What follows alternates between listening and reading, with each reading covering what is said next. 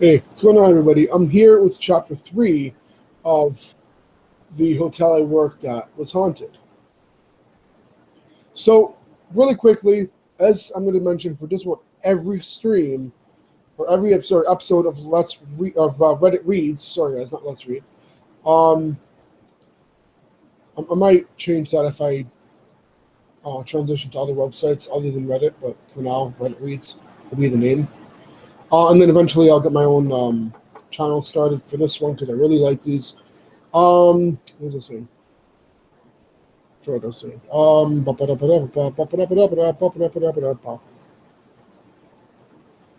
forgot what I was saying. I just blanked out. This is embarrassing. I'm very awkward. Very fucking awkward. So awkward.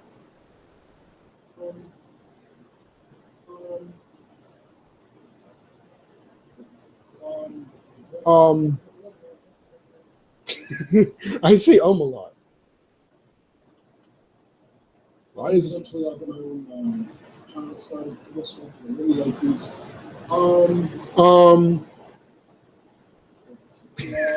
Oh my god. I'm sorry, I gotta change that. I gotta stop saying because that's really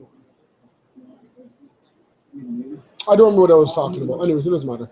So we're gonna get started with chapter 3. Do I have a viewer? Or am I?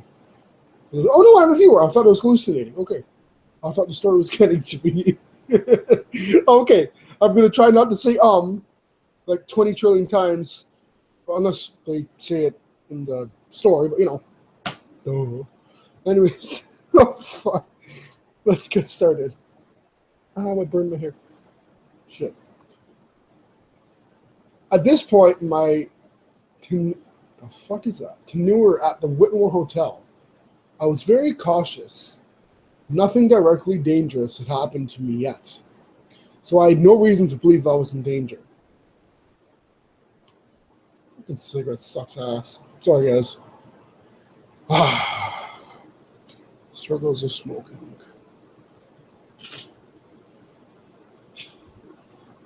So I had no reason to believe I was in danger. I have always been a believer in the paranormal. So the fact that there were strange things happening didn't necessarily cause a deep-rooted worry in me. So much as it caused some definite standalone frights. Ooh. I had avoided the third floor of the hotel as much as I possibly could since the event I wrote about, as well as a few other smaller instances has occurred.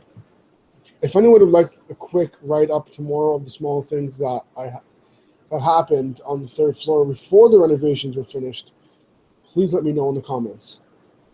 I will definitely read those as like subsections, but I'm going to let that. I don't know exactly how I'm going to do that, but I'll definitely, if they post them, I'll check the comments actually after this episode of Reddit Reads, and I'll read it if you guys would like. If assistance happened on the third floor before, sorry, I keep doing that. If assistance, I said, fuck. If assistance was needed on the third floor, I generally handed off the responsibility to one of my coworkers without explaining why. No one else had ever had any bad experiences up there, so they didn't question it too much, aside from assuming I was being lazy. I thought I said crazy. But sure enough, something happened when I was alone on the night shift and I got a call from the third floor. I wouldn't have guessed. It was a Wednesday night, about 2 a.m. I was sitting back, relaxing, getting some Brebo loads. No. Behind the front desk when a call came in. Room 325. Ooh. I answered the phone while simultaneously checking the computer to make sure someone was in fact staying in that particular room that night. Fucking cigarette.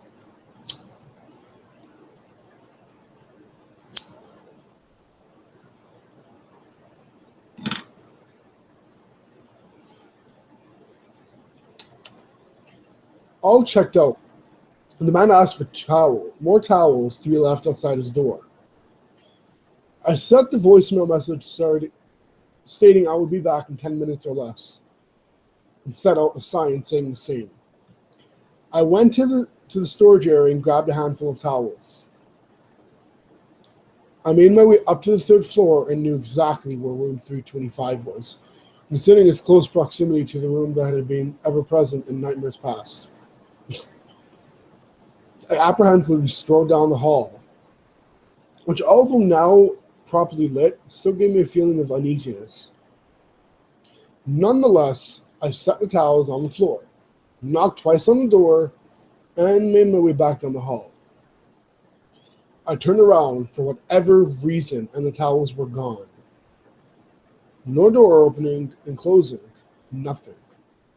I chalked it up to me to just not hearing it and went about my night. About 5 minutes after I got back to the desk, I got another call. This time it was the dreaded room 323. I let it ring. I let it ring through because I knew for a fact that no one was in that room tonight. The phone never went to voicemail. It must have rang 30 times before a sickening mix of anxiety and curiosity got the best of me, and I answered the phone. I didn't say anything. "Hello?" said the voice on the other side. Since it sounded like a normal voice and nothing otherworldly as I had convinced myself it would, I entertained the as I entertained the notion that this might be something rationally explainable. "Hi, this is Nick from the front desk. How may I help you?" Sorry, how may I was cut off. "I asked for more towels." "Yes, sir. I dropped more towels outside of room 325 just a few minutes ago," I replied. "When I say I need more towels, I don't mean I need a towel or two grabbed off the nearest rack. I mean I need a bunch of fucking towels." The man's gravelly voice roared at me. "Okay, sir." Cut off once again. "And leave them in the front of the room this time." The line clicked, indicating it had just hung up on. This call more so confused than frightened me. So many questions were raised. Did the previous call really come from room 323, and I just absentmindedly didn't notice? Who grabbed the towels from 325? He implied he'd gotten the few in front of 325, but I know in the time I left them and looked back, he couldn't have gotten them from 323. And back in time without me at least hearing the one step it would take to get there, much less the door opening and closing. Oh, fuck, I almost burned my finger.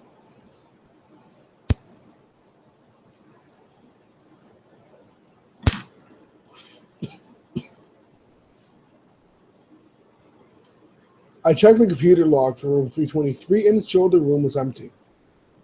I was once again on high alert.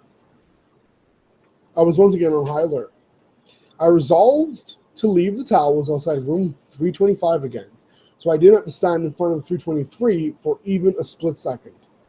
I'll deal with a potentially angry guest again, if need be. I made my way to the third floor. As I walked down, nothing was amiss. I set the abundance of towels down in front of room 325. At the moment they touched the carpet, the lights went out. Not all of them, mind you. Just every light between the light at either end of the hall. I was frozen in panic. A million situations raced through my mind before I snapped out of it. As I turned to run, every light in the hallway swelled to an impossible brightness. In a blinding flash that left me disoriented, all I really recall is that I ran backwards down the hall, weary of whatever might exit room 223 to devour me, or what would happen. One thing stuck out in my mind, though, and that was that the towels were already gone. I sprinted back to the front desk, where luckily there was a walking guest who made casual conversation and took my mind off things, if only for a few minutes. Once they were on their way to their room, I snapped right back to it. I don't know at what point it happened, but something clicked in my mind. I hastily ran my fingers along the clacking keyboard and checked the room log for 325. It was being occupied by Mario Kennedy. The name stuck out like a sore thumb. Before I could figure out what to do with the information, the phone rang. Luckily, it was from 225, so I wouldn't have to make my way back to that damn third floor hallway. Unfortunately, they were complaining about a strange noise coming from above them. I told them I would call the room and ask them to keep it down. I figured I can't be harmed through a phone call, right? I dialed room 325. I was met with an answer before the first ring even began. It was a woman. Hello? Yeah, hi. This is the front desk. The guest in the room below you just called to complain about a strange noise coming from above them, which would be your room. This is just a courtesy call to please ask you to resolve whatever is causing the excess noise. Oh, of course, replied the oddly chipper young woman, whose voice I know I had heard before. Think, and the line clicked. These people really didn't like saying goodbye. The next hour or so went by without incident.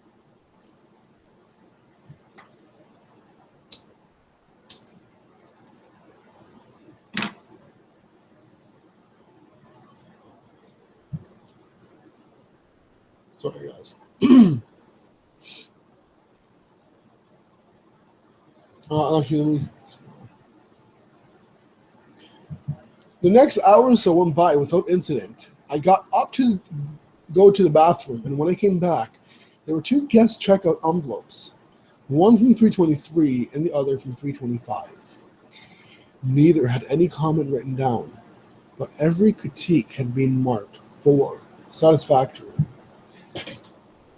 I wrestled with the idea of going up to see if it looked as if no one in the rooms, if no one had been in the rooms for what felt like an eternity. Before something inside me said it was safe, I ventured my way up, making sure all the lights were on first. I got to room 325, still unsure if I had the guts to go into 322. What I was hoping for did not come true. The moment I opened the door, red emanated from the room, but not like it did from 323. This was blood. I only the door. What? I only the door a few. Oh, I opened the door. It says only, but I opened the door. Is probably what they meant to write. I opened the door only a few inches, and all I could see was red, all over everything. That was enough for me. I sprinted back to the desk, immediately called the police. Calling the police. They arrived and went up to 325. They checked it, and surprise, surprise, they found nothing. Then they checked room 323 and found a vast number of towels in the bathtub, soaking wet. Finally, some evidence that somebody had been in there. They checked the camera footage, but it never showed me taking up the towels in the first place. I once again apologized, which was met with positive reactions from, once again, understanding police. I sat back down on the computer, where I just tried to show the police the Mario Kennedy reservation.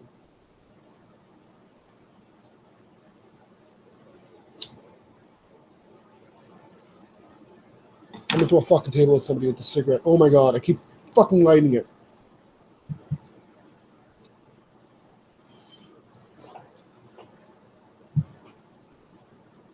I sat back down on the computer where I had just tried to show the police the Mario Kennedy reservation, which of course wasn't there. I moved the mouse from the screensaver, and there it was, a picture from room 325, covered in blood. In the corner of the room stood a young man and woman, covered head to toe in blood. That's pretty fucking freaky. What was I? All I could discern from the flood of red around them was their impossibly bright eyes and teeth. They had hideous grins on their faces. I quickly closed a horrifying picture. I looked up from the desk to find two of them, the two of them, standing there, covered in blood, grinning and breathing heavily. At this point, I blacked out. Next thing I know, I was being cared for by EMTs. I asked what happened, and one of the police officers said, as he walked out, as he was walking back, as he was walking back in to get my signature on the statement I just made, that I stood frozen at the desk for about 10 seconds and fainted. I have no recollection of that whatsoever. This was the first instance that truly rattled me to the core. I was hesitant to keep working there. So I compromised. I took a week vacation, during which time not one strange thing happened to me. I figured I was getting stressed from from working so many night shifts, with some day shifts thrown in there as if to make for certain.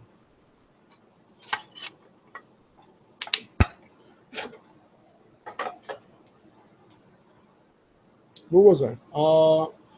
For certain, I wouldn't get a proper amount of sleep. I did, however, spend this week digging much deeper into the Whitmore Hotel than I did at the beginning of my employment. I will share what I found in the next update. Thanks for reading. Nick. Anyways, y'all, thank you so much for watching. Oh, I gotta remember, it's not a video, it's a reading. For listening. And if you guys, again, have anything you guys, from your own experiences, like me to read or tell, whatever, definitely I will do that to kind of stir things up and change things a little bit. All you guys got to do is use the email in the description that I posted to contact me, and that is my personal email. So that is the first email that I will open. Now, please keep in mind not to email me at my YouTube email, gangster139100@gmail.com, as I will not accept it at all. Anyways, guys, thank you so much for watching, listening, rate, subscribe, and comment. Peace out. Hope you enjoyed. Stay creepy, scary, whatever I said in the first one, and peace.